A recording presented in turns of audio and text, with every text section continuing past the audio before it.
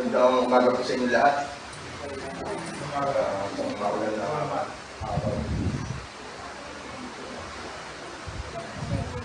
So, ang balita ngayon, itataas na yung mga online na digital. So, pasahan natin yung nanonood ng Netflix. Tataas. Pero nakaraang mga linggo, mahina ang Netflix eh. Mas malakas daw ang Congress sa Senate hearing kaya sa Netflix. So, ang nakaraan, nabanggit yung pangalan ni Catherine Salazar. So, sino nakakilala ko? Siya raw yung kalong-alike ni Alice Goo o Alice Guaping. So, kamukha siya, pero malayo pa rin. Pag tinignan nyo nga si Sharon, medyo kawin din ni Alice. So, marami kamukha si Alice ko. Even si Saddam Hussein, sino nakakilala kay Saddam Hussein? So, president siya ng Iraq. So, meron siyang doppelganger. Ibig sabihin, kalok-alike niya. Ang iba ang tawag dito ay political decoy. A political decoy is a person employed to impersonate a politician. So, to draw attention from the real person or to take risks on that person's behalf. So, kadalasan, even sa pelikula mapanood natin, na naloko sila. Ang napatay nila, na-assassinate nila ay decoy lang pala. So, ganun din nangyari kay Atty. Galicia. Kala niya yung kumaway sa kotse, si Alice Goo. Yung pala, yung kanyang doppelganger lang. So, sa ating pag-aaralan ngayon, yan yung madalas na nagiging problema sa history natin. Gaya ng pag-aaral natin ng series ng Hebrews. So, si Pastor Rolly last time, Hebrews din. So ngayon ang ating pag-aaralan ay Hebrews din. So, yung introduction ko may kinalaman sa ating pag-aaralan. Lagi natin sinasabi na ang Old Testament and New Covenant ay maraming mga turo na naghihiwalay dyan. Westminster, 1689, yung Reformed Baptist, and even mga dispensationalists. Sila po ay halos nag-iiba-iba, nagkakaiwalay dahil sa puro na yan. Pero sa atin, malinaw sa atin na ang Old and New Covenant ay magkaiba ang direksyon ng pagtuturo. Maliban lang kung paano mo sa dinidireksyonan o tinitignan. So sa mga napag-aralan natin nakaraan, ang Old Covenant ay larawan lamang na darating na New Covenant. Kaya even kay Jesus Christ sa kanyang Last Supper, sinabi niya na this is my blood. This is the new covenant in my blood. So makita mo, kaya mapasok sa turo ni John the Baptist, this is the Lamb of God. Pag sinabing this is the Lamb of God, may kinalalaman nyo sa lumang tipan. So, ibig sabihin, ang lumang tipan ay meron siyang isinasalarawan na magkakaroon ng katuparan sa bagong tipan. So, kung yung lamb nila, yung tupa, yun yung kordero. So, sinasabi ni John the Baptist na ang kordero ngayon ng Diyos ay si Jesus Christ. So, pagsasalarawan ng nakaraan, at ito na yung bagong tipan. So, sa ating pag-aaralan ngayon, ay hango sa yung title na pag-aaralan natin ngayon, yung the shadow and the substance of the covenants. So, nagkaroon tayo ng comparative aspects of Old and New Covenant. So, yung nakaraan at ngayon. So, yung lumang tipan at ang bagong tipan. So, shadow and substance. Ginamit na rin yung shadow and substance sa Colossians 2:17. Na kung saan sinasabi niya na ito yung shadow, ito yung nakaraan, at ito naman yung katotohanan, ito yung isinasalarawan dun sa nakaraan. Shadow and substance ayon sa Colossians 2:17. So ngayon, ang ating pag-aaralan ay about Hebrews chapter 9, verse 23 to 28. Pero bago tayo pumasok, pag-aralan muna natin kung paano nagkahiwa-hiwala yung mga turo ng tatlong malalaking eskwela pagdating sa pag-aaral ng tipan. Ang sabi, ang Westminster does not distinguish between Israel and the church. Wala raw siyang pinagkakaiba. Para sa kanya, ang Israel daw, yun daw yung iglesia. At ang iglesia, yun yung Israel. Kaya wala siyang distinction. Yun yung sa Westminster. Kaya naniniwala sa continuity. Ang 1689 Federalista naman, sinasabi niya na ang Israel, according to the flesh, is a type of Israel.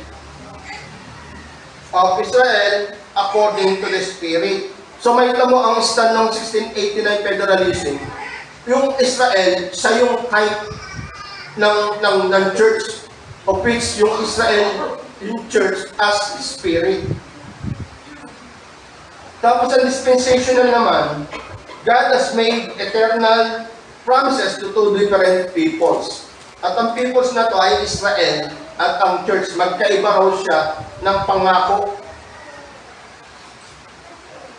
At ang sabi, ito ay magkakaroon ng katuparan sa dalawang destinasyon. So, dalawa talagang entity siya. Dalawang pangako at dalawang destinasyon. So, magkaiba ang tinatahak niya. So, yun naman yung dispensational. At kilala dyan si John MacArthur. So, yun yung katuruan. Pero ngayon, lilinawin natin siya sa ating patuloy na pag-aaral pagdating sa comparative aspects ng covenants. At ito po ay sa Hebrews chapter 9, verse 23 to 28. Nabasa na ba kanina to? So, muli basahin natin.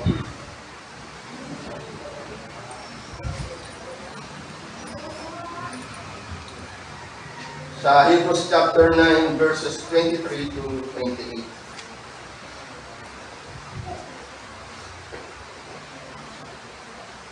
Hebreo, Kabanata Siyam, talata 23 hanggang 20.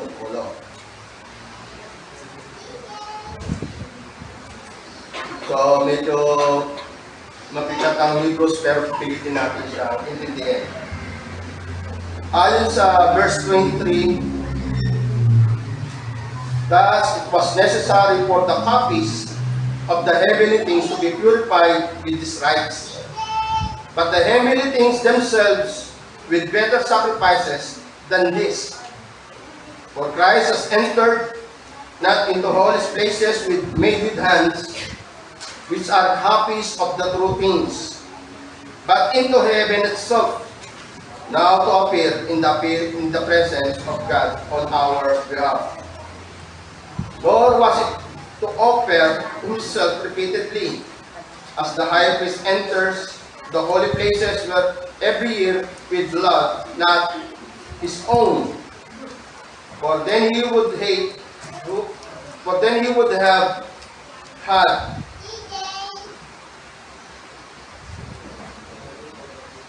to suffer repeatedly since the foundation of the world. But as it is, he has appeared once for all at the end of the ages to put away sin by the sacrifice of himself.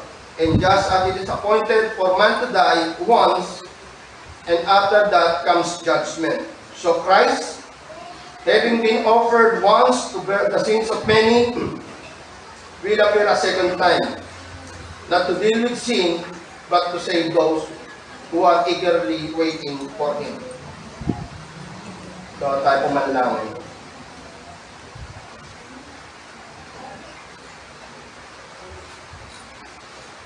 Dakilang Ama, kami po ay nagpapasalamat sa umagang ito na pinagkaloob nyo upang makasama ka sa araw na itinangin nyo. Hindi lamang para sa inyo, kundi para sa amin. At alam po namin na ito po ay malaking pagpapala sa bawat sa amin, lalo na makarinig ng aral ng iyong salita. Kaya alabos po kami ng pakasalamat sa pribilege na ito na ipinagkaloob nyo. Dalangin po namin na sa kapangyarihan ng Banal na Espiritu na iniwan niyo sa amin ay patuloy na kaming gabayan at bigyan niya kami ng liwanag sa aming pag-aaral upang patuloy namin matutunan ang mga salita. Ito po ay patuloy namin dinadalangin sa inyo at dalangin namin ang bawat sa amin ay masumpungan niyo na mabuti at tapat na naglilingkod lamang sa inyo. Ito po ang aming samdalangin sa tayong pangalan ni Jesus. Amen. So muli, inaano ko na ang central o pinakapangunahin na tema ng Hebrews is the priesthood of Jesus Christ. And as in Hebrews chapter 9 verse 16 to 18, it clearly stands. Sinasabi niya rito sa Hebrews chapter 9 verse 16 na sinasabi na ang testament ay enforced lamang after men are dead. So Old Covenant to Testament. So kaya Old Testament o New Testament na ginagamit natin, hindi na covenant. Kasi yung nagpag-covenant ay patay na. So hindi raw ma-enforce ang testament as long na yung tao ay buhay pa. So pag patay na siya, so magkakaroon ng ma-enforce na ang testament na yun. Since it has no power at all while the testator lives. So, Hebrew. Pasok tayo. Gaya ng susubaybayan natin, madalas, tinitingnan natin ang Biblia, siya po ay pinakamainam na iniwan sa atin ng Diyos. Kasi ang mga Muslim, may mga nako-convert sa kanila, pero tinitignan pa namin kung genuine ito. Even si Constantine, kung genuine. Kasi si Constantine, ang sinasabi niya na conversion niya sa pamagitan ng vision. So, sino nakakilala sa kay Constantine?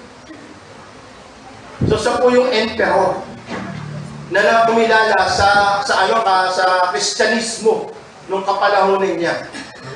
So, it's either na political ang kanyang ang motibo or may iba pa. Pero ang sinasabi niya, patulad ng mga Muslim, ang kanyang conversion sa pamagitan ng vision. Pero tayo naniniwala na ang ginamit ng Diyos sa atin ay sa pamagitan ng mabuting balita, yung nakaayon sa Biblia. At sinasabi nga na kaya magandang iniwan sa atin ang Biblia kasi sa pamagitan ng Biblia, kaya natin i-scrutinize, kaya natin imbestigahan. Parang isang gwardiya, pag meron nangyari sa panahon ng kanyang duty, meron nangyaring nakawan, at wala siyang ginawang logbook.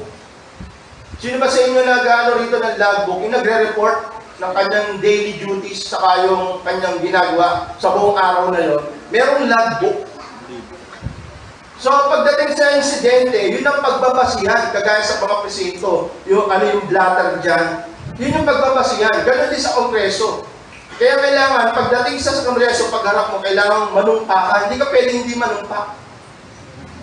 Kasi pag nagsalita ka sa media, pwede kang magsinungaling, pwede kang hindi magsabi ng totoo. Kasi wala namang mag-aano sa'yo, walang magkakastigo sa pagsisinungaling mo kasi hindi ka naman under ng oath. Kaya sa kongreso, kailangan mag-take oath ka para mayroong babalikan sa'yo pag nagsabi ka ng hindi katotohanan, iko-contempt ka. So pagdating sa Biblia, yan ang iniwan sa atin ng Diyos. Kasi sa pamagitan ng Biblia, pwede natin i-examine ang lahat ng kanyang sinabi. Kung ito ba ay totoo o hindi. Unlike ng vision or experience or nung panaginip natin, or yung hearsay. Kaya nga si Joseph Guban hindi nagpatuloy ang kanyang ang kanyang testimony sa Congress. Hindi na siya entertain kasi most ng kanya sinabi, hearsay. Nalala niyo yung magnetic lifter? Kasi lahat ng sinasabi, pupunta lang sa hearsay, kaya hindi nag-flourish yung kanyang pag-witness. So sa Biblia, dyan yung sinasabi nga na, sa pamagitan ng Biblia, nakasulat dyan, dead language pa nga ginawit English, Hebrew saka Greek, dead language siya, hindi siya nagpa-progress. So ibig sabihin, intact siya. Kung ano yung nakasulat, yung sinasabing jack o yung guhit lang, parang sungay, yun ay merong mga katumbas na salita. Ang Biblia po, siya po yung gagamitin natin na testamento para natin pagbasihan kung totoo ba o hindi siya niya sinasabi. Kaya ang hirap magbase ng katotohanan pagdating sa mga vision lang, pangitain, experience, or even yung narinig lang audible voice, hearsay. Kaya pagdating sa kongreso, makita mo laging sa pamilitan ng dokumento. Dali mo yung salin mo. Saka natin malalaman kung totoo nga o hindi sinasabi mo. Kasi doon malalaman dokumento. So sa Biblia naman, dito malalaman, kagaya nito, ano ba talaga ang sinasabi? Ayon sa sinabi ng nagsalita. Nung nakaraan, pumunta kami ni Jason. Last Sunday pa yun, nung last Sunday, before Pastor Noel, bumili kami ng aircon. So, yung time yata na nag-preach ako about sa blood. Blood of ghosts, tas blood of Jesus Christ. The shadow and the substance. So, tinanong ko si Jason, paano ngayon yan? Ang sabi sa Hebrew chapter 9, verse 22, without the shedding of blood, there is no remission of sins. Ang aral ng nakaraan, purification of the flesh and purification of the conscience. Bakit ginamit ang conscience? Kasi ang conscience sa yung flesh may kinalaman yan sa sin. Pero sabi, yung mga duguro ng kambing, ng baka, nililinis lang nga ang inyong laman. Hindi niya kayang linisin yung guilt and conscience mo. So, para silang kasalanan, pero ang mga ginagawa sa lumang tipan, kaya niya lang linisin ang mga external na kasalanan natin. Hindi niya kayang linisin yung guilt mo sa kayong conscience. Kasi kung yun ay nakakalinis, hindi na kailangan pumunta ni Jesus Christ. So, makita mo, yun ay pagsasalarawan lamang ng paglilinis. So sabi sa Hebrew chapter 9 verse 22, without the shedding of blood, there is no remission of sins. So ano nga yung itsura nito? Totoo ba ito? O mali? So ngayon, dahil nakasulat yan sa Biblia, kaya natin i-dissect, i-examine kung ano ang ibig niya sabihin. So kung ang purification of the flesh ay sa lumang tipan, so, totoo naman, without the shedding of blood, there is no remission of sins. Sinasabi ni Pastor Noel, ni Rolly, kung makikita mo sa lumang tipan, yung kanyang tabernacle, yung Holy of Holies. So, makita mo kung gaano siya at sama nga ng amoy. Sanay ba kayo makaamoy ng dugo? Alam niyo pag nakapunta kayo sa emergency o sa morgue, kagaya ng pamangkin ko, yung pinatay ng Muslim sa pamagitan ng ice pick, marami sa likod. Hindi na sila buhay kasi ice pick yun, hindi makakalabas ang dugo doon. So may internal hemorrhage ka. So makita mo yung damit niya, yung dugo, malansa ang amoy. So ano ba yung itsura ng Holy of Holies? Puro dugo yun. So para sa matadero. So sabi dito, without the shedding of blood, there is no remission of sins. So, ibig sabihin, yung purification of the flesh, nililinis lang yung external mo. Pinatatawad lang yung mga nagawa mo externally. Pero yung conscience mo, yung sinasabing purification of the flesh, yung mind mo, yung spiritual guilt mo, sa conscience mo, hindi niya kayang linisin At yung ibig sabihin, si Jesus Christ lang, yung blood ni Jesus Christ lang, ang pwedeng maglinis nun sa'yo. So makita mo yung Hebrew 9:22, totoo. Pero kailangan makita mo yung shadow at yung substance. Blood of goats, tas blood of Jesus Christ. So ibig sabihin, yung more than or yung superiority of Christ sa Hebrew, ang tinutukoy niya, ito yung kaganapan ng tinutukoy sa lumang tipan. Ito yung dugo ni Kristo. Hindi na ng kambing o baka. Hindi na ng tupa.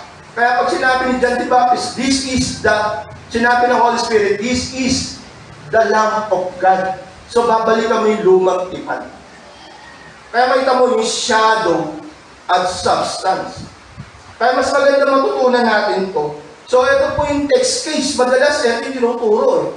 Without the shedding of blood. Totoo naman to, pero kailangan alam mo yung background. Ang lumang tipan ang tinutukoy, yung purification of the flesh. Pero ang new covenant, itinuturo niya, purification of the conscience. Ito yung superiority of Christ's death.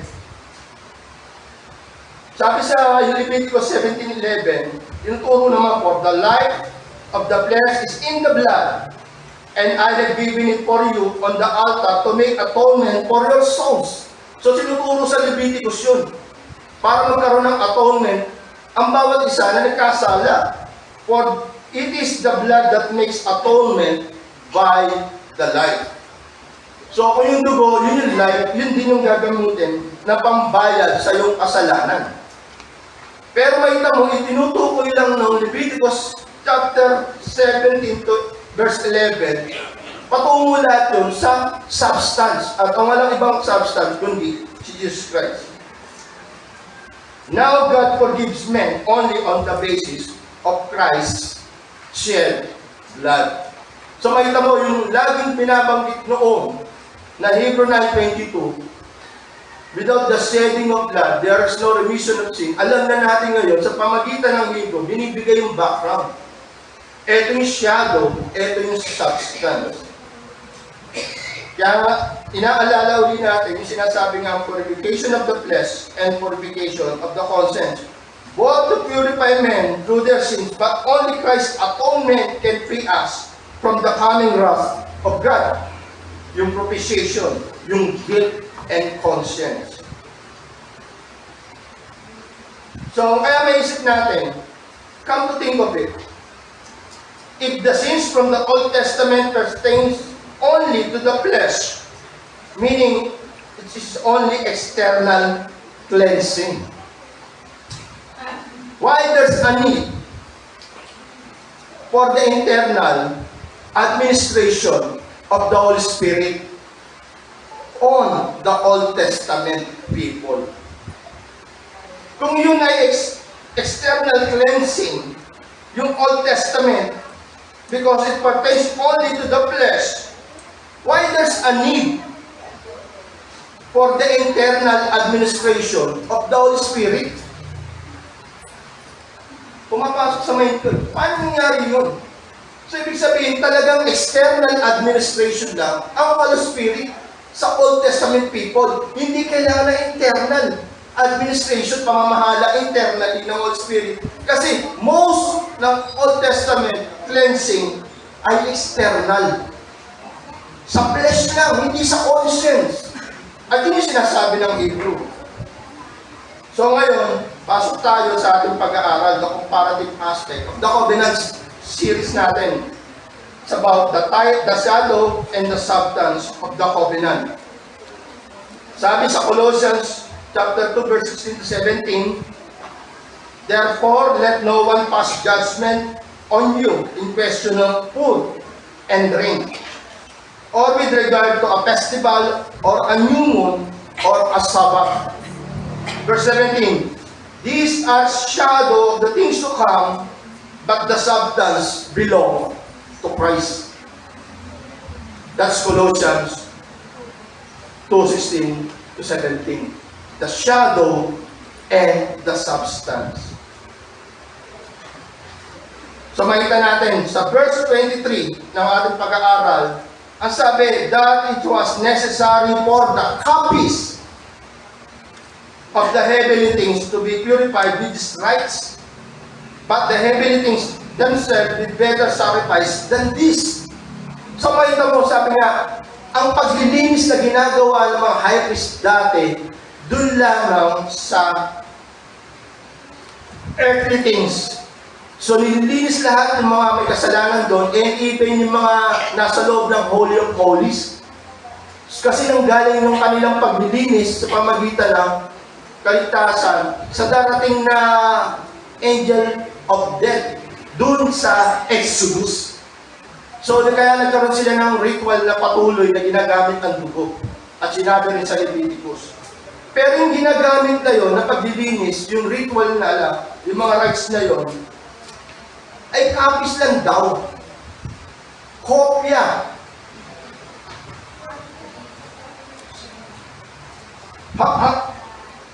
Kaya sa pagdating sa heavenly things themselves, with better sacrifice than this. So, ibig sabihin, kung heavenly things na ang paglilinis, yung nagawa na natin kasalanan doon sa ating Ama, kailangan yung sacrifice na gagamitin, much better than this. So, nakaraan, pinag-aralan natin sa paglilinis ng purification of the flesh. Yung dugo ng kambing, baka, tupa. So, yun yung ginagamit. Pero pagdating sa mga paglilinis, lalo na doon sa heavenly tabernacle, unlike sa tabernacle na gawa ng tao, kailangan ang paglilinis na alay ay much better than this. At sabi sa verse 24, For Christ has entered, not into holy places, made with hands. So makita mo, yung ginawa ni Cristo as a high priest, hindi siya pumasok sa tabernacle made of man's hands. Hindi yun nakikita na yun. Ang kanyang pag-aalay, doon mismo, sa templo, sa abot, sa presence ng ating Diyos, as high priest. Kaya mas better yung kanyang sacrifices. At sabi nga, yung holy places made with us, which are copies of the true things. So, siya yung shadow ng substance. Yung sinasabing, siya yung larawan na darating na katotohanan. But in heaven itself. So, yung gagawin niya, hindi na rito, kundi doon sa langit mismo, kung saan meron tayong kasalanan sa ating Ama. Now to appear in the presence of God on our behalf. So, makita mo yung pagiging high priest Jesus Christ. Lord, what is to offer Himself repeatedly?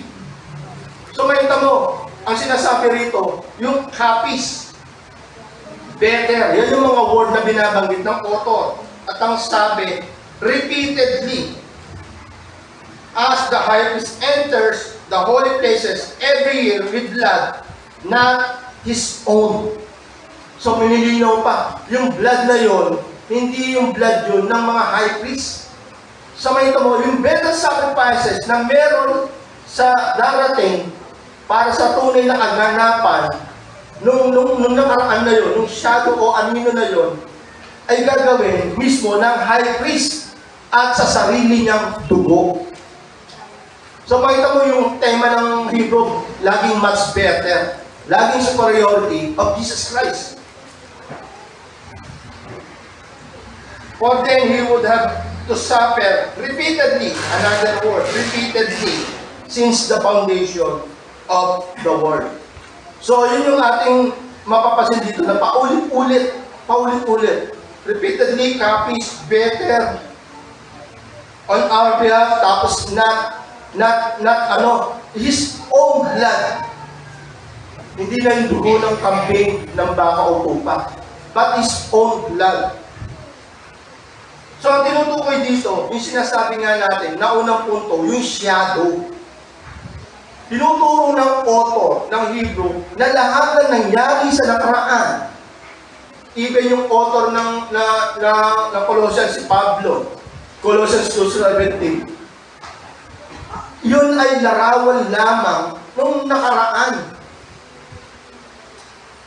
Colossians 2:17, yung festivals nila, yung new moon, yung mga Levitical rites, mga rituals nila, those are only shadow of the true things that will come. Binanggit doon, dalawang beses, yung copy. Ang copy as shape, na tinutungkulan ay shadow, a shape, or shade cast by an object that blocks the light rays. An archetype. Ano pa ba yun sa mga engineer? Ano yung tawag nila sa nakikita natin? Prototype. So, ang tawag doon ay foreshadowing or reality or corresponding reality. So, parang ano sa yung pagsalarawan lang ng tunay. So, yan yung kopya, sa yung shadow.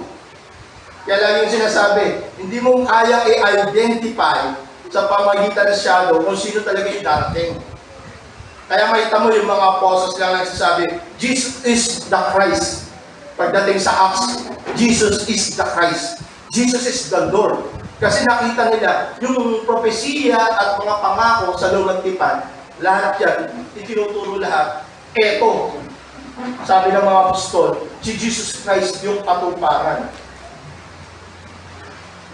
A shadow ang ibig sabihin, an image, a shape, a sketch, an illustration, or an outline, or hint of things to come. Kamayita mo, tatlong turo, Westminster, 1689 Reformed Baptist, Dispensational. Kaya ako tumatayo sa Reformed Baptist Federalism kasi mas malinaw ang tinuturo niya na ang author ng Hebrew is about shadow and substance. Shadow, it served as a pattern. Sabi sa verse 23b, copies of things, a model, a design, or an example to follow by other. At pinipinpoint si Jesus Christ. Sa verse 26b, of which Christ is a better sacrifice. So, pattern lang, copies, shadow. Meron siyang tinuturo, papunta ron kung sino yung tinutukoy niya. Hindi mismo si Jesus sa pamagitan ng lumang tipan. Kaya nga, ang daming ang tali sa lumang tipan. Even yung sa Badista, even yung Mormons, makita mo, totoo naman yung pagdating sa pagkain. Bawal yan, bawal yan, bawal yan. Masama sa katawan natin. Pero lahat yung patungkol lahat sa tunay na pagkain. Malinis, magkakaroon ng buhay na wala hanggan. Yung tubig na to, ay ito tunay tinutukoy na, yung tubig na balon, si Jesus Christ ang tinutukoy na tunay na tubig. Everlasting, na false, na magkakaroon ka. At ang sabi rito, it serves as a figure. Verse 24, copies of the true things. Ang ibig sabihin, siya yung representations, a diagram, or illustrative drawing. This is what the holy places in both the tabernacle and the temple were. Drawing lang siya. Example lang siya, illustrative drawing lang, yung mga meron sila during that time. They were made according to the figure of the true, most holy place. And that's yung temple of God. Yung abode ng ating Diyos. So, yun sa kanila, during that time, itinuturo lang na merong mas holy place at meron din much better sacrifices. So, hindi dito. Kaya nga marami sa atin parang ito na yung paraiso. Hindi pa dito ang paraiso. Hindi pa to yung buhay na inahangad natin. Meron pang much better na prepare sa'yo ang ating Ama. Pero most of the time, yung mind natin, nakakaon lang dito. Yung sarap ng buhay, yung maginhawang buhay, nandito lang tayo. Yung leisure and pleasure natin, nakapokus lang dito. Kung iahawig to ng author, doon sa turo nila dati, Tapos sa modern times naman natin ngayon, ito yung buhay. No, hindi ito yung buhay. Ito ay pagsalalarawan lang ng mga darating. So, ibig sabihin na tinuturo ng shadow, tinuturo lang, it has frequency. Yung word na repeatedly, yung characters ng shadow, it has frequency. Frequency is the rate at which something occur at a particular time. Repeatedly. So, yung mga mo, meron siyang, ano bang frequency sa Tagalog? Wala, mahirap na mag-Tagalog pag gano'n. Ito ay may maraming beses. Mahirap mag-Tagalog pag frequency. It has a limited and insufficiency in effect. Limitado raw yung shadow. So, kung matitignan mo yung shadow, gugulat ka ako sa aso namin. Gano'n naman lahat ng aso eh. Wala sila narinig na yabag. Pero alam na parating ka. Gano'n pa ako sa yung aso eh. Kahit malayo ka, papansin na nasa loob sa bahay, may parating na si ano. Napapansin ba sa aso yun? Pero hindi natin may kumpara when it comes to shadow. Ang shadow, limitado lang ang malalaman mo. Hindi pa yun yung tunay. Meron siyang insufficiency in effect.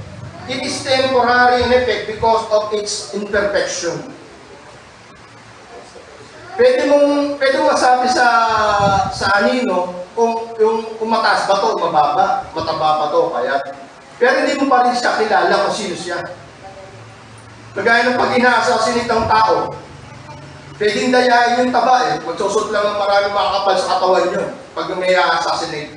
Diba, Jo? Parang kaya palagasin na mataba yan eh. Kasi mga helmet lang naman yan sa jacket.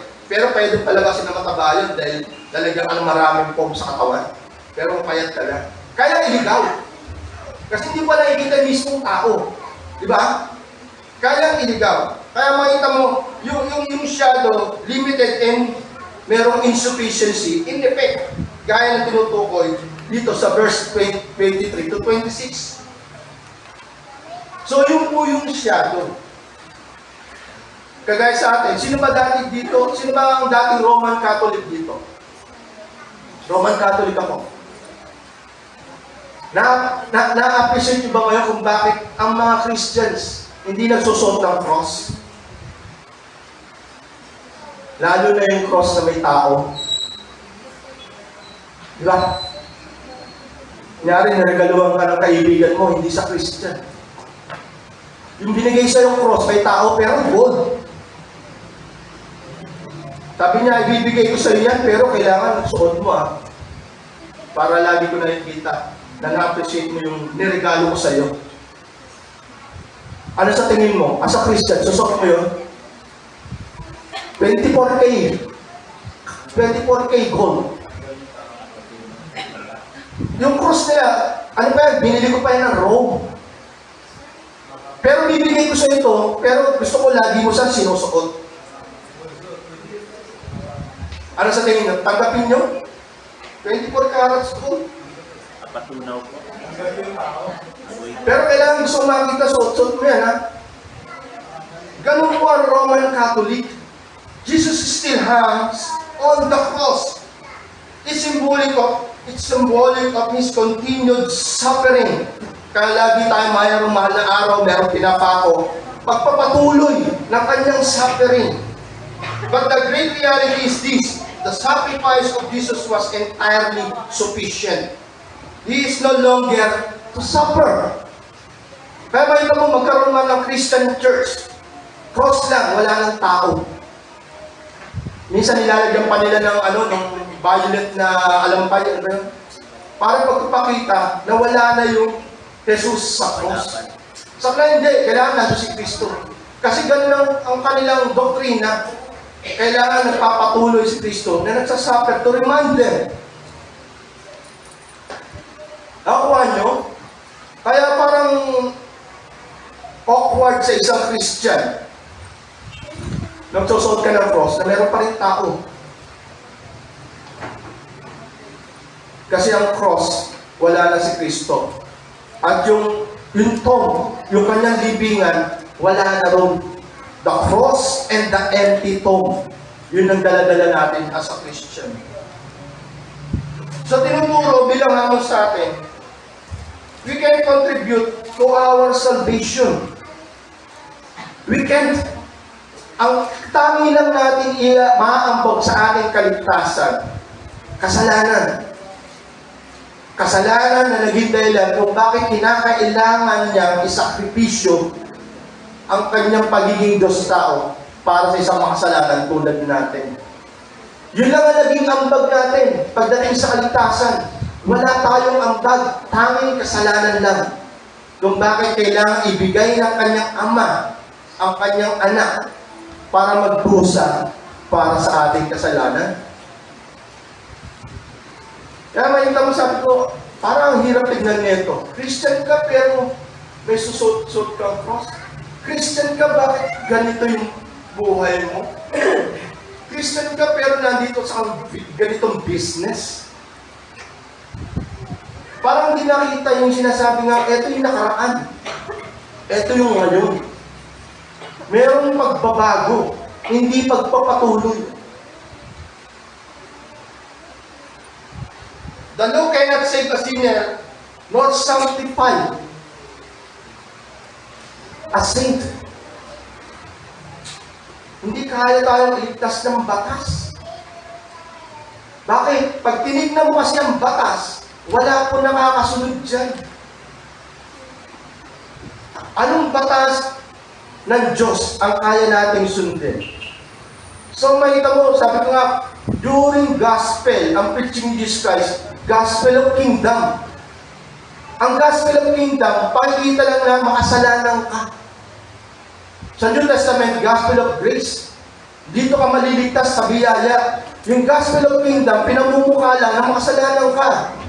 Love your God with all your heart, with all your mind, with all your strength. Sino nakagawa? Hindi partial, ha? Hindi one time. Hindi yung fluctuation. Minsan nagagawa, minsan hindi. Ang sabi, love your God with all your heart, with all your mind, with all your strength. That's the gospel of kingdom. Ang kasalanan ay hindi lamang yung pumapatay ng tao. Ang kasalanan ay dun din sa mind mo. Nag-curse ka sa isang tao. Sino nakalusot doon? Pag tumingin ka sa isang babae, adultery siya. Hindi mo na siya kailangan galawin. Sa mind mo pa lang, kasalanan siya. Sino nakalusot sa gospel of kingdom? Gospel of kingdom, God news, pinakikita lang gano'n ka-sinful. Kaya makita mo sa preaching ni Pablo, doon lang papasok ang gospel of grace kasi sa biyaya ka lamang maliligtas, hindi sa pagsunod sa batas. Ang pinakamas nakatotohanan ngayon, mas morally righteous pa mga unbeliever kesa sa believer. Pansin nyo, pagdating sa pag-aasawa, mas marami pang morally righteous ng mga unbeliever pagdating sa pag-aasawa. Bakit? Kasi nakabantay sila sa batas. Yun ang nagagawin sa kanila, morally. Ang mga believer, we are legally righteous lang. Kasi makikita natin, sabi ni Pablo, magmula naging Kristiyano ko, magmula nung nalaman ko yung batas, mas lalong dumadami ang kasalanan ko. Magmula nung nalaman niya yung batas ng Diyos, mas lalong dumadami ang kasalanan ko. Totoo ba yun? Oo. Yun yung dati mong hindi alam, pinalalampas mo lang, walang bigat sa'yo. Pero nung naging bagong tao ka, nung nalaman mo yung batas ng Diyos, bawat kibot mo, bawat bigkas mo, bawat galaw mo, at bawat iniisip mo, pumapasok ka sa kasalanan. Totoo ba yun? Ganun na tayo ka-sensitive sa kasalanan kasi binuhulat ka na. Binuksan na ang isip mo pagdating sa batas ng Diyos. So law cannot save a sinner, nor sanctify a saint. Laging biyaya lang, tanging biyaya lang. Sabi nga rito, would you rather tell a shadow that you love it or a person? Ritual without Christ is like kissing a shadow. Yun lahat ng ginagawa natin. When it comes to law, when it comes to moral, para ka lang daw humahalik sa isang anino.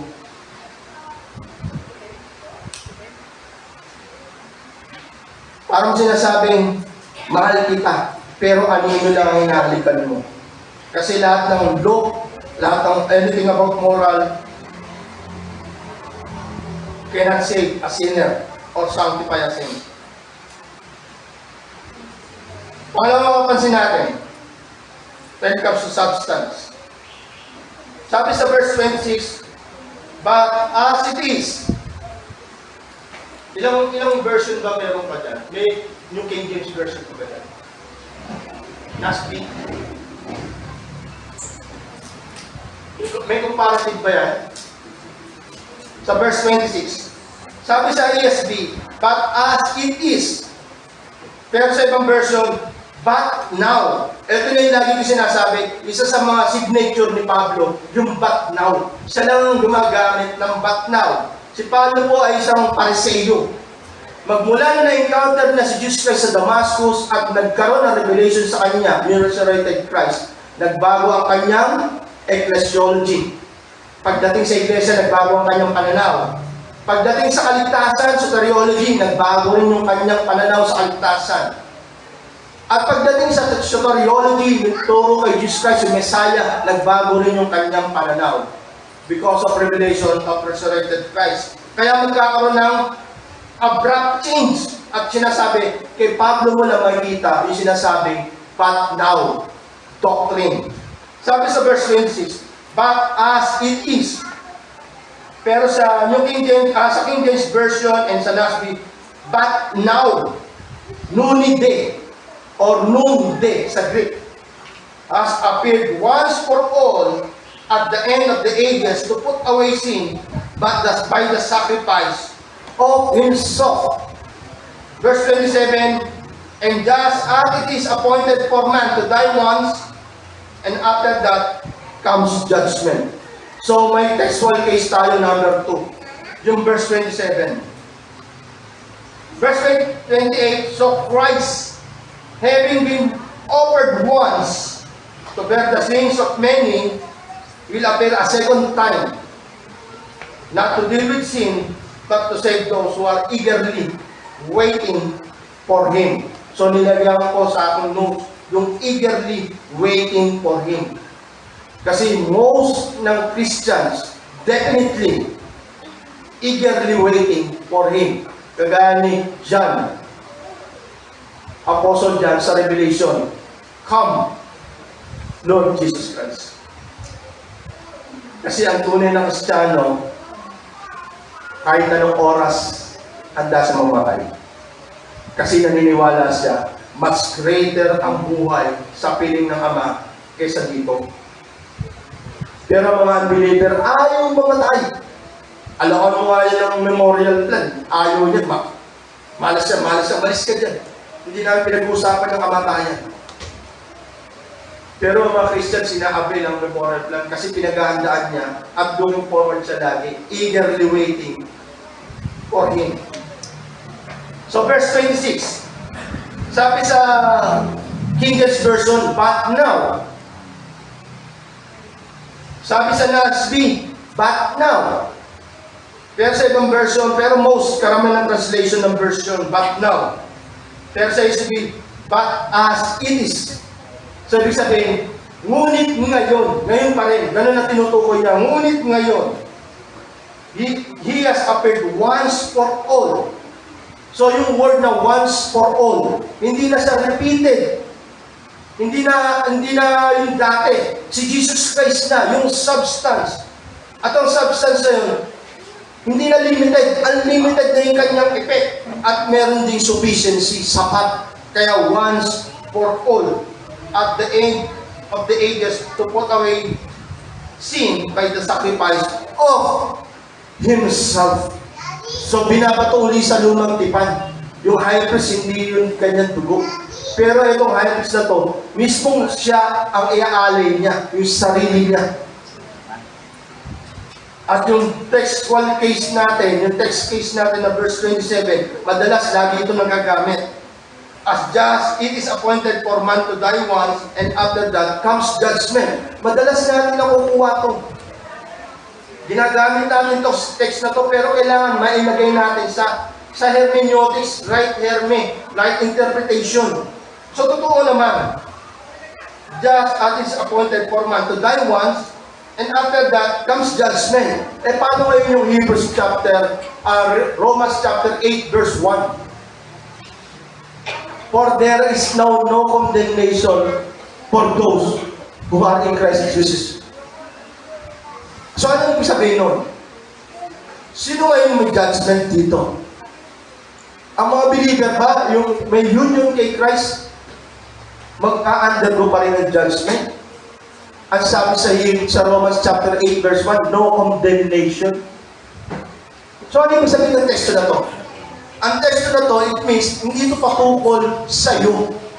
Kasi ginagamit yung teksto na to sa yung turo ng reincarnation, yung turo na yung kaluluwa gumagala, di ba ginagamit natin to?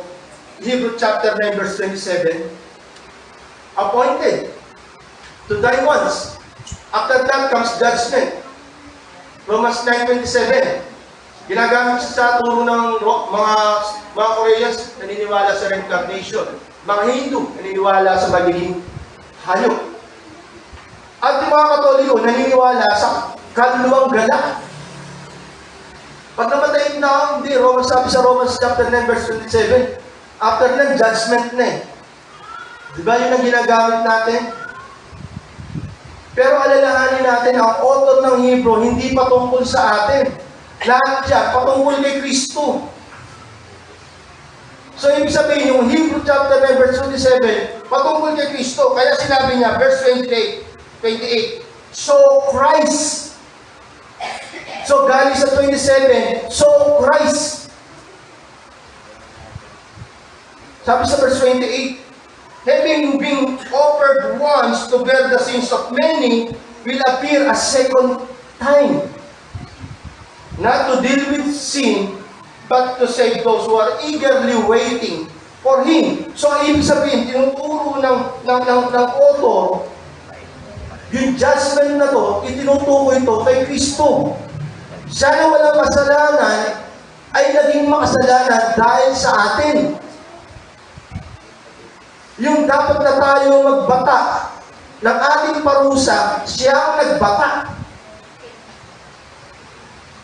Nakuha nyo? At ang sabi, just as is appointed to die once, sa kanya, minsan mamamatay, ibig sabihin, yung kanyang propitiation, yung kamatayan, isang beses lang, once and for all, hindi repeated, gaya na sinasabi sa lumang tipan. Isang beses lang. And after that, judgment. So, ibig sabihin, yung kanyang propitiation, malalaman natin na tinanggap siya ng ating Ama, yung tinatawag na vindication, pagdating sa kanyang muling pagkabuhay, resurrection. And after that, sinasabi, will appear a second time. So, ibig sabihin, ang judgment kay Jesus Christ, yung vindication na tinutukoy, hindi lamang resurrection. Even yung second coming niya, pagpapatunay na yung judgment tinanggap, yung kanyang propitiation tinanggap, yung ginawa niya minsan ng matay, tinanggap ng ating Ama, yung judgment, yung vindication, sa pamagitan ng kanyang resurrection, at sa pamagitan ng kanyang muling pagbabalik. At ang sabi, not to deal with sin, but to save those who are eagerly waiting for Him. So, ibig sabihin, yan yung glorification, yung order of salvation. So, yung consummation ng ating kaligtasan. So, ibig sabihin, karamihan, definitely, sinasabi lahat ng mga niligtas niya, eagerly waiting for Him. Hindi siya nalilibang sa mundo na to. Lagi siyang mapagbantay sa muling pagbabalik ni Kristo. Hindi siya nalilibang o nililibang ng mundo na to. Kasi aware siya na ang kaligtasan niya ay malulubos sa pamagitan ng pagbabalik muli ni Kristo. Pakakawalan ka na rito sa sinumpang laman na nagpumilit na sinasabi ni Pablo na yung gusto mong gawin, hindi mo gumagawa. At ang away mong gawin ay siya mong nagagawa because of this. Ang muling pagbabalik niya, hindi na patungkol sa kasalanan, kundi para malubos na. Yung nangyaring judgment na ibinigay sa kanya ng kanyang ama. Resurrection and consummation. That's the meaning. Yan po yung textual case natin. Romans 9:27. It's not about you. It's not about them. It's not about us. It's about Jesus Christ. Kasi ang judgment lang na meron nangyayari sa Revelation, yung mga hindi wala kay Kristo. Pero sa atin, hindi. Rewarding na lahat ng may union kay Kristo to those who are eagerly waiting for Him. Yun ang sasabik sa muli niyang pagbabalik. Kaya malaking questions nga eh. Bakit pag iniimbitahan ka ng gawain, hindi ka excited? Bakit pag may sa ibang patungkol sa ibang gawain, may kinalaman sa mga gusto mo, pangarap mo, ang sipag mo, gumagawa ka ng paraan para makatalo, maka-attend. Pero when it comes to pag yun lalo makikilala si Kristo, hindi ka excited. Kahit na pag-aaral ng salita ng Diyos, madalas inaasa mo lang sa pastor. Hindi kagaya ng nakaraang fellowship yata ng mga kababayan, ang turo sa kanila, kailangan meron kang Berean attitude. Kahit na si Pablo pa yan, kahit na si Pastor Noel pa yan, sa Bible pa rin ako titingin kung tama tinuturo mo.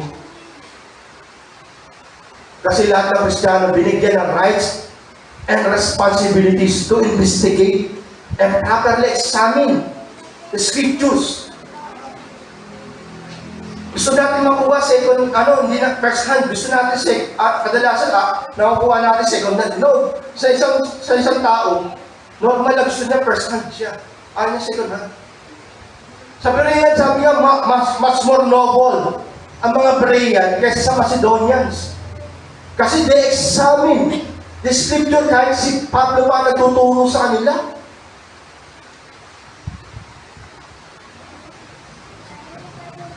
Ngayon, pagdating ba sa gawain, nagsusumikap tayong lumalim? Paano ngayon niya kung lahat ng teksto na babalikan natin, na pinagistan natin dati, babalikan natin sa hermeneutics, ite-text case natin. Kung tama ba yan? Sa Diyos, walang imposible. Balikan natin yung teksto. Tama ba yun? Pagdating sa lahat ng bagay na hilingin mo, what you confess, you possess, yun ba yung ibig sabihin no? Pinakinggan mo lang sa nangangaral. Hindi mo pinag-aralan maigi. Di ba? Alam niyo ba matinding laban sa huling araw? Yung ating laman, saka yung deception na pwedeng gawin sa atin ang mundo na to. Pero dahil may Holy Spirit ka, lagi kang gagabayan. Pero yung wala ang Spirit, lalo na sa huling actually, magkit na nga laban ngayon. Ang bumabagsak na ngayon, pastor. Dati mga nasa upuan. Ngayon, bumabagsak na karamihan pastor. Hindi rin spared even mga reformed pastors. Bakit? Ang bigat ng laban. Ang mundo ngayon, gusto lahat yumaman. Napanood ko, party list, ginamit si Diwata. Hindi pala vendor, kontratista pala. Mga trader and contractor pala, bilyon ang puhunan. Pero vendor, party list. Si Diwata, pang-apat. Butik makuha niya pa yung pang-apat na upuan. Ang mga nasa ulan, 1, 2, 3, puro negosyante. Pero vendor, party list. Si Alice Goo, pakikita sa iyo lahat. Yung mga necklace niya, relo, damit, bag, Ang yayaman, lahat doon, lahat. Ang mga Pinoy ngayon, for sale. Lahat ng upuan ngayon, for sale. Mga politiko ngayon, for sale. Name your price. Bibigay yan. Ganun ang mundo ngayon. Kahit yung naririnig ko sa kalsada, nagsusumigaw, mga nagdedemo, nabili rin. Walang spare. Walang makakalusot sa enticement ng mundo na to. Everything is for sale. Kahit magkamag-anak pa kayo, pag pinag-usapan ng pera, maghihiwalay kayo. Kaya kang ibenta at i-betray ng kamag-anak mo because of pera. Ganyan ang mundo ngayon. Nagiging revelation, lovers of money. Sa Timothy, lovers of money. Nangyayari na po ngayon yan. Kasi nakapokus lang sa shadow, hindi sa substance. The substance is a physical things that can be seen, touched, or measured. The substance is the reality.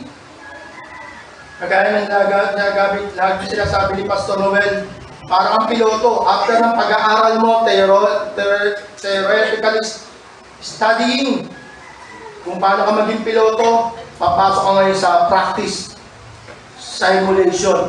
Alam ko, si Dab, iba may driving ngayon, gumagamit na ng computer, tapos may hawak ang malibela. Simulation tawag doon para ka nagda-drive, matapa ka rin ng preno. Pero hindi pa yun ang actual na driving sa kalsada. Pero matututo ka na. Mga piloto gumagamit din ng simulation. ASM meron. O yun, meron na. Ay, kinawa, pag-drive, tatlong ano yan. Paikot ka. Paikot yan. Tatlong monitor yata, unahan, dalawa sa gilid. Para nasa loob ka ng kotse. Pero sabi, ang substance, kasulad daw ng ganito. Piloto na nag-ano ng aeroplano, through simulation. Kala mo, totoong aeroplano. O kaya nag-drive ka, kala mo totoong sasakyan din ang drive mo. Pero dadating ang time, yung the real driving, the real pagiging piloto, actual na. Yun yung binigay na limbawa ni Pastor Noel. Ganun din po sa dati. Ngayon, ito na yung actual, ito na yung reality. Totoo nga sa aeroplano ka na nagpapanda ka na, may mga pasahero ka na. So, ano ibig sabihin ng substance? Ano yung characters ng substance? Ang substance po, yan po yung sinasabing yung katotohanan. Yan po yung fulfillment ng shadow.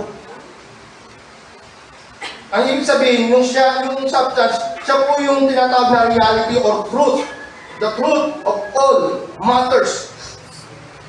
Ano po yung matters? Prophecies and promises from the old. Ito na yung tinutukoy, ito na yung substance, ito na yung reality. Ito na yung katotohanan. Sabi sa Matthew 5:17, do not think that I have come to abolish the law. So, yun po yung mga promises. Or the prophets, sa po yung mga prophecies. I have not come to abolish them, but to fulfill them. Yung word na fulfill, from shadow to substance, means truth. Sabi sa John 14:6, Jesus said to him, I am the way, the truth, and the life. No one comes to the Father except through me. So, yan lahat yan is shadow. Kaya makita mo yung Hebrew, gusto nila bumalik sa dati. Pero hindi. Ang sabi, si Jesus Christ ang daan.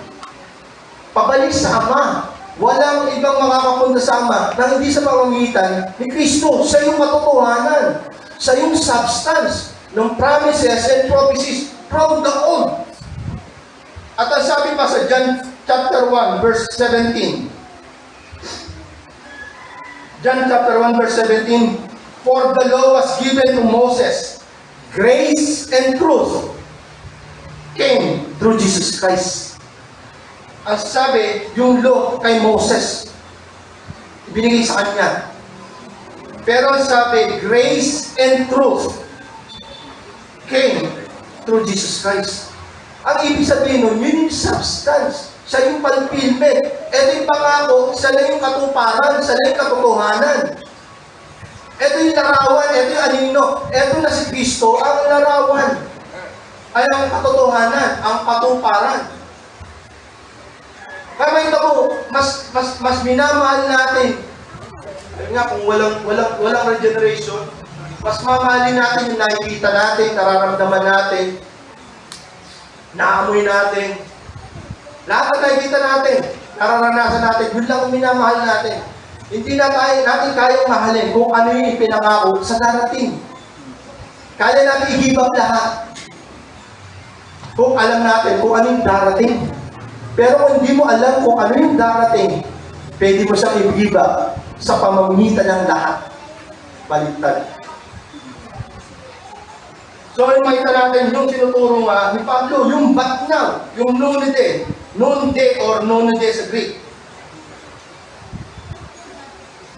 Pabalikan ulit natin, but now is a favorite expression and signature of Apostle Paul on his epistles.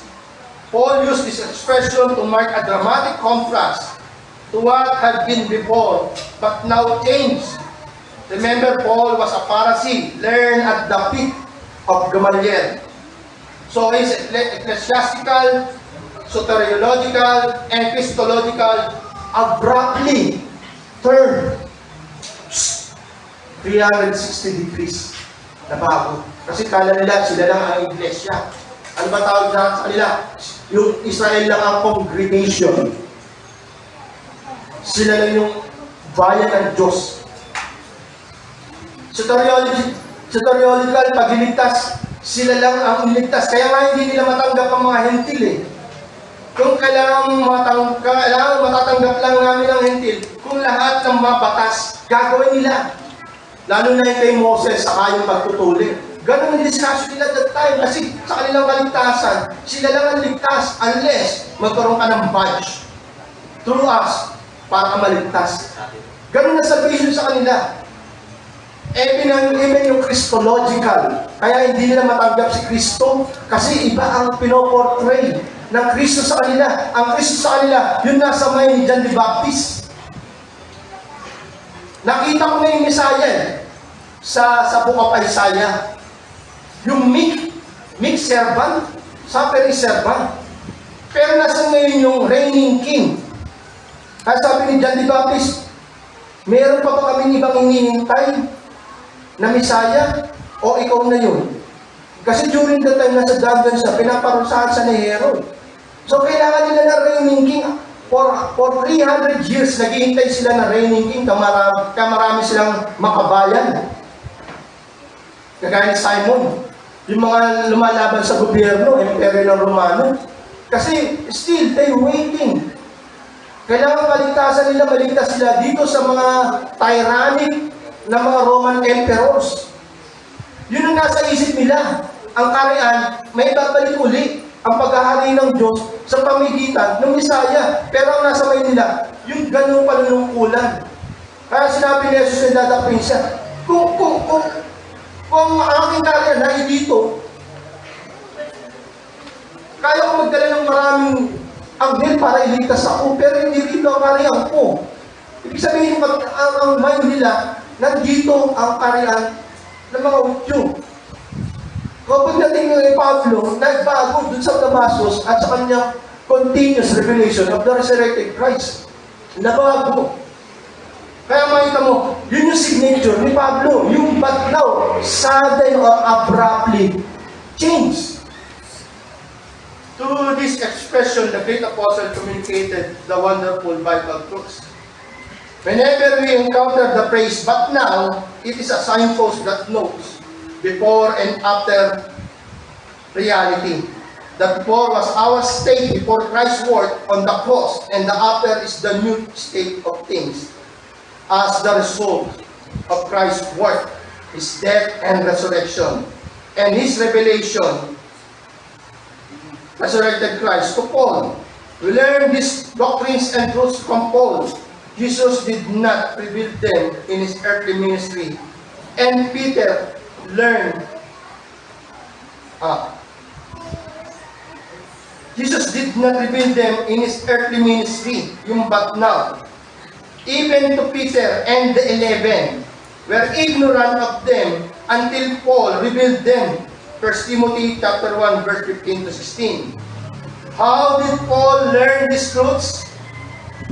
Paul received the but now truths directly from the risen Christ.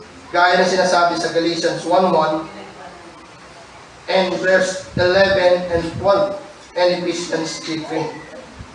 From the resurrected Christ, hindi na ni-reveal yung but now. Kasi during that time, ang concentration ng teaching Jesus Christ about the gospel of kingdom, bad news. Hindi niya maibigay ang good news kasi hindi pa siya namamatay. Hindi pa nakikita yung Hebrew 9, chapter 10:7, yung judgment. Yung sinasabing tinanggap ng Ama, kaya nagkaroon siya ng resurrection. Nakuha nyo? Kaya hindi na may turo yung gospel of grace that time. Gospel of kingdom lang yung bad news. Hindi na may tuturo yung good news as long na wala pa yung judgment. Yung sinasabi sa Hebrew chapter 9 verse 27. Ang judgment, yung kanyang resurrection. Ibig sabihin, pag nag-resurrect siya, dadating muli siya, second coming as consummation ng ating salvation, yung completion. Ibig sabihin, yung judgment, tinanggap. So, ang Hebrew 9, chapter 27 is about Jesus Christ. Kaya makita mo, si Paul lang ang tinuruan ng gospel of grace. Paul received the but now truths directly from the risen Christ. So, nandito rin mga text, marami rin text siya sa Pauline Epistle and even sa Hebrew. Hebrew chapter 2 verse 8, chapter 8 verse 6, chapter 11 verse 16, and chapter 12 verse 26. So, makita mo, tinuturo ng but now, ng turo ng Hebrew, yung sinasabing efficacy. Yung pagiging, yung epekto ng kanyang kamatayan bilang alay na kordero. Ang kanyang efficacy, meron siyang unlimited, unlike sa shadow, meron siyang limited effect. Ang kay Jesus Christ, meron siyang unlimited effect because of its perfection. Once for all, at the end of ages, He has appeared to put away sin by the sacrifice of Himself. And then, nandun din yung sufficiency. Once for all. Chapter 10, verse 10. Finality. Chapter 10, verse 12. Offered one sacrifice for sins for all the time. So Christ, having been offered once to bear the sins of many, will appear a second time, not to deal with sin, but to save those who are eagerly waiting for Him. So, doon po sinasabi nga na, even yung textual case natin, die once, then judgment, it's about Jesus Christ. It's about us. It's about Him. Only reprobate, and mga sinasabi nga na, yung preparation last Friday, sila na ang dadaan ng judgment. But to elect, reward, awarding. Because Romans chapter 8 verse 1 said, there is now no condemnation. Lagi may transition. Therefore, there is now no. So, makita mo, may pinagkukumparahan si Pablo. For those who are in Christ Jesus.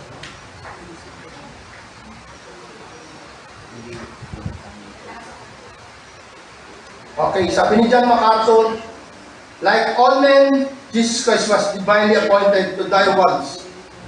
But unlike all other men, He will never face judgment. Because He took our sins upon Himself, He took our judgment upon Himself. But the judgment was for our sins, not for His. For He had none. God made Him who knew no sin to be sin on our behalf, that we might become the righteousness of God in Him. Sabi sa 2 Corinthians chapter 5 verse 21. He died the one death, and that judgment demanded. So bilang sa atin, I hope na unawaan natin kung anong tinuturo ng author ng libro. Jesus Christ is the reality. Alam mo, sa mga Christian churches, dahil sa Christian school, isa sa pinag-iwala ng puro ng principle ng pagtuturo sa bata, ang mundo natin, tinuturo nila laging mangge, heroes, fantasies, legends. Pag tinuro niyo sa bata as a Christian school, pinopromote niyo lang sila, hindi sa reality. Puro sa fantasies lang. Sino ba yung mga sikat na mga ano ngayon, mga mountain, mga heroes, mga fantasies, mga heroes? Sa Christian school, hindi na po tinuturo yan. Kasi nakukultivate mo yung mind nila, maniwala sa hindi katotohanan. Diba sabi ni Papa sa Timothy, ang tao ay naniniwala na sa alamat, sa myth. Hindi na sila naniniwala sa katotohanan. Kaya even Sunday school, children's ministry, iwasan natin magturo ng about sa mga bagay na walang realidad. Kasi nagkukultivate lang kayo na maniwala ang bata sa walang katotohanan. Wala nang katotohanan sa tunay na kahulugan ng buhay. Kaya madali silang ma-discourage. Kaya marami nagsisuicide. Kasi tinuturo yung mga bagay na hindi totoo. Ang mga churches ngayon, pag hindi Bible-based, tinuturo na kung paano yumaman. Hindi tinuturo ng Bible ang paano yumaman. Yung mga churches ngayon, nagtuturo na how to be rich. Prosperous life. Hindi po yun ang sentro ng Biblia. Ang sentro si Kristo. Jesus Christ is the reality, the substance. Since the reality has come, there is no need to follow the shadow of the Old Testament types. God provides all that we need for salvation in the death of Christ. Sana kasama tayo sa naghuhubog sa mga bata and amen sa mga mahal natin sa buhay. Nabuksan ang isip nila sa katotohanan. Ang mundo ngayon lahat nakasentro ang isip nila sa lisyo, sa pleasure. Pero when it comes to truth, ayaw nila kasi nasasaktan sila. Ang tunay na pag-ibig, biblical definition of love, kaya mo siyang i-rebuke when it comes to truth. Kasi ang mundo ngayon ay ibig sabihin ng love, hindi mo siya ino-offend, hindi mo siya sinasaktan, hindi mo pinamumukha sa kanya ang katotohanan. Kasi mahal mo raw siya. Yun ang ibig sabihin ng love ngayon. Maraming churches, dumadami sila kasi ayaw nilang ituro ang kasalanan. Ayaw nila ituro ang katotohanan kasi masasaktan sila, aalis sila sa simbahan.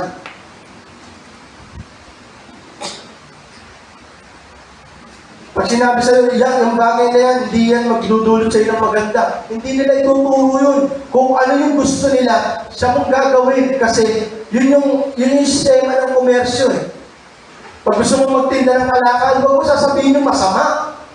Ang sasabihin mo lang, kung ano yung mabuti, kung ano yung paraan na mabibili siya ng parakyano mo. Huwag mo sasabihin na hindi yan, maluluga sa buhok mo dyan pag sumobra gamit mo. Hindi mo sasabihin yun. Yung brand na yan, hindi mo sasabihin may expiration yan. Kaya madalas ngayon, sa pag ginigit nila ng happy birthday, mabuhay ka hanggang gusto mo. Walang katotohanan yun. Masarap lang siyang pakinggan, pero hindi sa totoo. Masarap lang pakinggan, pero hindi sa totoo. Mabuhay ka hanggang gusto mo. No? Ang sabi sa aklat ng Santiago, di mo ba alam, hangal, bukas mamamatay ka na. Sana huwag tayo magambag sa deception na ginagawa ng mundo na to. Tumayo po tayo sa katotohanan. Tumatuho po tayo sa salita ng Diyos. Tumayo po tayo sa pangako ng ating Ama sa pamamagitan ni Kristo. Ang sabi sa verse 28, He will save those who are eagerly waiting for Him. Isa sa mga karakter ng tunay na Kristiyano. Kasi nalaman niya katotohanan na ang tunay na buhay ay hindi rito. Ito ay larawan ng anino ng buhay na darating na inilaan ng ating Ama para sa atin. At yung nilaan ng ating Ama para sa atin, napakalaki, napakabigat ng halaga. Ibinigay niya yung kanyang anak para sa atin. Magkaroon tayo ng buhay na walang hanggan. Pero ngayon, hindi mo ba biglang papalit ang buhay na yan para sa mundo na to na inaalok sa atin? Hindi mo nga ba pinagpapalit? Yan po yung malaki at masakit na katotohanan. Do you have such a desire for the return of Jesus Christ? Or can you relate to the Apostle John who said sa Revelation, Come, Lord Jesus. Yung po isa sa karakter ng isang tunay na Kristiyano. Alam niya na ang katotohanan. Kaya alam niya na kung ano ang tunay na buhay na ipinangako ng ating Ama sa pamamagitan ni Kristo. And again, as a conclusion, the central truth for the message is, it's only through Jesus Christ's perfect sacrifice that we are made right with God. Not of any ceremonial laws, not of observing any feast, not of any of our sacrificial offerings we can give. Christ is the high priest whose ministry accomplishes what all the activities of the priest under the old covenant did not accomplish. The true means of redemption, which is Christ, unlike animal sacrifices, which must be repeated and which cannot be changed on the inside. Internal revelation. The sacrifice of Jesus Christ is a once for all, permanent and completely effective solution to sin.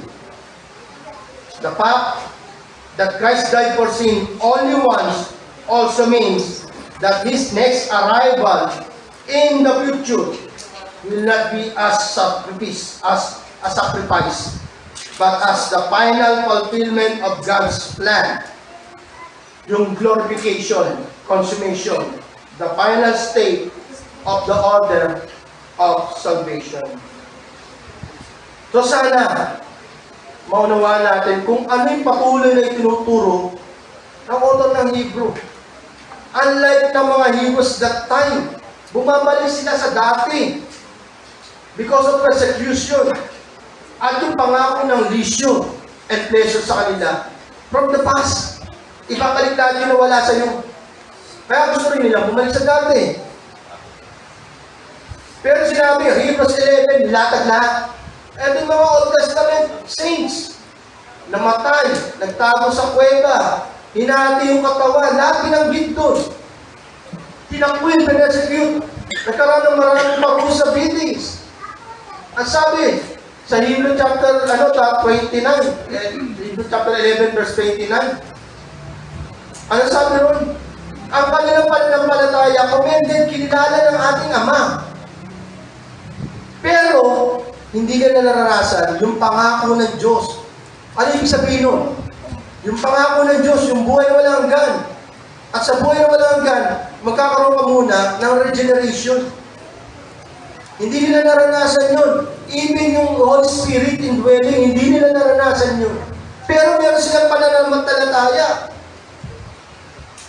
At sabi ng Hebrew author, hindi pa kayo maabot sa pagdanak ng dugo. Babalik na kayo sa dati.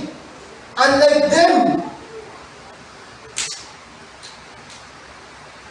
Katulad nyo, sila, hindi nila naranasan yung pangako, pero kayo naranasan nyo. Babalik kayo. Ito yung pananampalataya nila. Ipagpapalit mo lahat ng meron ka because of that physical things, yung leisure and pleasures. Tapos hindi ka naniniwala doon sa pangako na darating. Eto na yung katotohanan, ipinangako, nagkaroon na ng katuparan. Mismo sa mata nila, naranasan nila. Naranasan nila yung pangako. Kaya kinukumpara sila ng author ng Hebrew. Ang pananampalataya nila, ininala. Pero yung pananampalataya yun, hindi pa nila nararanasan yung pangako na naranasan nyo. Hindi na-realize sa kanila yung truth, pero meron silang faith. Tapos ngayon, kaya mo ipagpalit ang lahat ng perong ka dahil lang sa ino-offer ng mundo na to.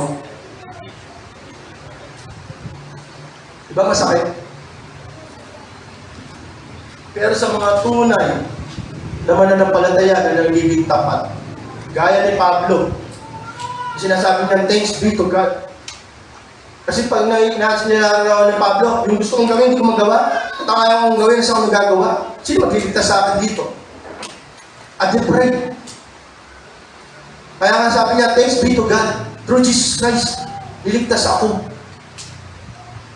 Kaya ngayon, sa pagtatapos, napili ko yung kanta na to.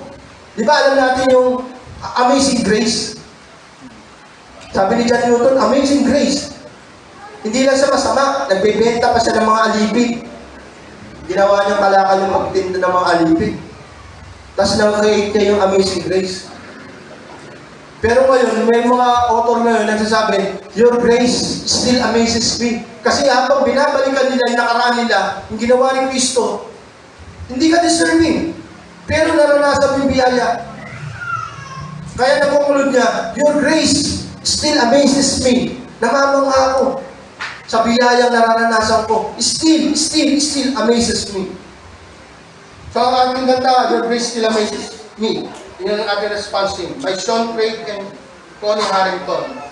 If you are overwhelmed, pag hindi ka na amazed or overwhelmed sa grace, maybe you need to examine your spiritual walk. Examine yourself if you are still in Christ.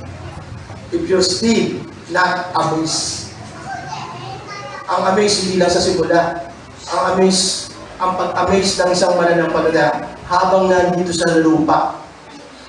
Kasi meron tayo sa langit na nag-ano sa atin na nanalangin sa ating Ama, nagtatanggol sa ating Ama habang nandito sa lupa.